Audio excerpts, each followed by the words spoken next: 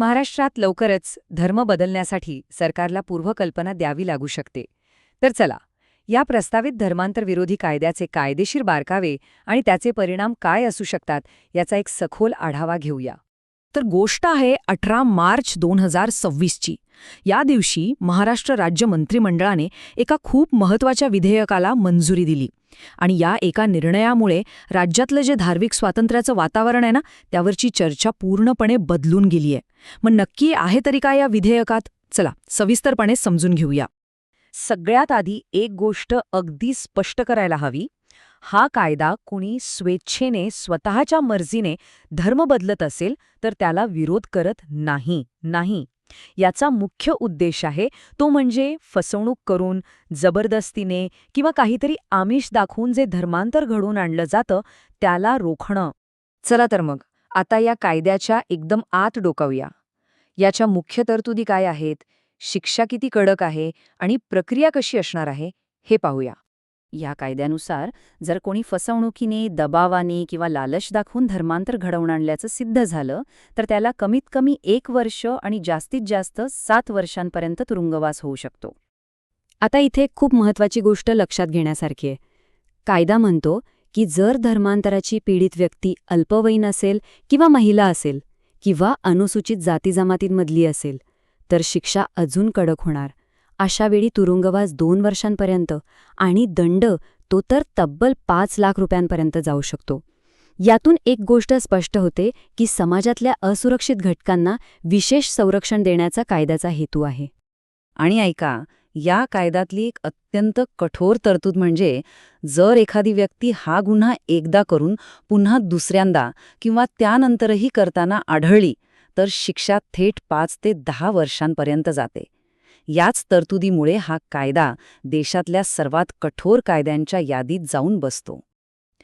इतकंच नाही, या कायद्याअंतर्गत येणारे गुन्हे हे दखलपात्र म्हणजे कॉग्निझेबल आणि अजामीनपात्र म्हणजे नॉन बेलेबल असतील.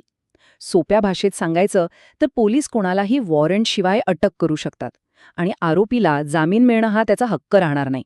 म्हणजे कायद्याची अंमलबजावणी खूपच कडक असणार आहे. आणि हो, तक्रार फक्त पीडित व्यक्तीच नाही तर तिचे पालक किंवा जवळचे नातेवाईकही करू शकतात. आता समजा कुणाला स्वतःच्या इच्छेने धर्म बदलायचा असेल तर त्यांच्यासाठीही एक विशिष्ट प्रक्रिया नेमून दिली आहे. म्हणजे बघा, धर्म बदलण्याच्या तब्बल 60 दिवस आधी जिल्हाधिकाऱ्यांकडे एक अर्ज करावा लागेल.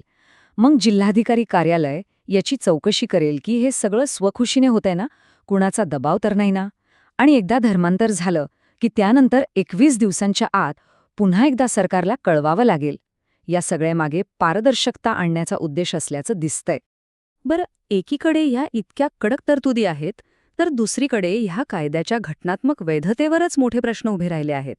त्याचे सामाजिक परिणाम काय होतील यावरही जोरदार चर्चा सुरू आहे. पाहूया या वादाचे नेमके मुद्दे आहेत तरी काय. आता बघा, जे या कायद्याचं समर्थन करत आहेत त्यांचं म्हणणं आहे की जबरदस्तीने होणारा धर्मांतर आणि लव्ह जिहादसारख्या घटना यामुळे थांबतील. पण जे विरोध करत आहेत त्यांचं म्हणणं आहे की हा कायदा थेट वैयक्तिक स्वातंत्र्यावर हल्ला आहे. याचा गैरवापर करून अल्पसंख्याक समुदायांना उगाचच त्रास दिला जाऊ शकतो आणि यामुळे समाजातला सलोखा बिघडण्याचा धोकाही त्यांनी बोलून दाखवला आहे. आणि हा जो सगळा वाद आहे ना, याचं मूळ किंवा म्हणूया केंद्रबिंदू तो आहे आपल्या भारतीय राज्यघटनेचं कलम 21. हे कलम आपल्याला जीवन आणि व्यक्तिगत स्वातंत्र्याचा हक्क देतं. आता सुप्रीम कोर्टाने वेळोवेळी हे स्पष्ट केलंय की आपला धर्म निवडणं किंवा आपला जोडीदार निवडणं हे सगळं याच व्यक्तिगत स्वातंत्र्यात येतं. त्यामुळे इथे जो सगळ्यात मोठा कायदेशीर पेच निर्माण झालाय तो हाच की हा प्रस्तावित कायदा कलम 21ने दिलेल्या मूलभूत हक्कांवर गदा आणतो का. अर्थात महाराष्ट्र काही असं विधेयक काढणारं पहिलं राज्य नाहीये.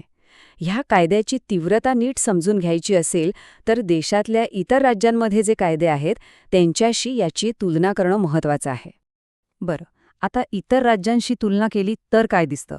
बघा, उत्तर प्रदेशमध्ये या गुन्ह्यासाठी कमाल शिक्षा आहे 10 वर्ष आणि महाराष्ट्राचा जो प्रस्तावित कायदा आहे तो सुद्धा 7 ते 10 वर्षांच्या शिक्षेची तरतूद करतो. म्हणजे थेट उत्तर प्रदेशच्या बरोबरीने.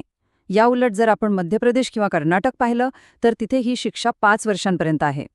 या तुलनेवरून एक गोष्ट अगदी स्पष्ट होते की महाराष्ट्राचा हा प्रस्तावित कायदा देशातल्या सर्वात कडक कायद्यांपैकी एक ठरू शकतो. तर मग ह्या विधेयकाचं पुढे काय होणार? एक गोष्ट लक्षात ठेवायला हवी की हे अजून विधेयक आहे, कायदा नाही.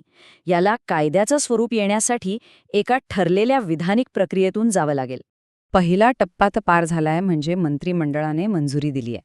आता हे विधेयक विधानसभेत चर्चेला येईल, तिथे मतदान होईल. तिथून मंजूर झालं की मग ते विधान परिषदेत जाईल.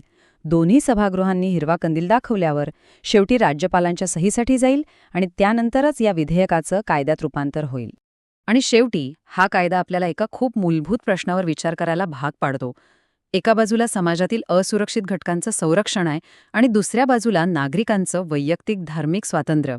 या दोन्हींमध्ये एक लोकशाही देश म्हणून आपण योग्य संतुलन कसं साधणार? हा प्रश्न फक्त महाराष्ट्रापुरता नाहीये, तर तो आपल्या सगळ्यांच्या संवैधानिक मूल्यांची एक प्रकारे कसोटीच आहे.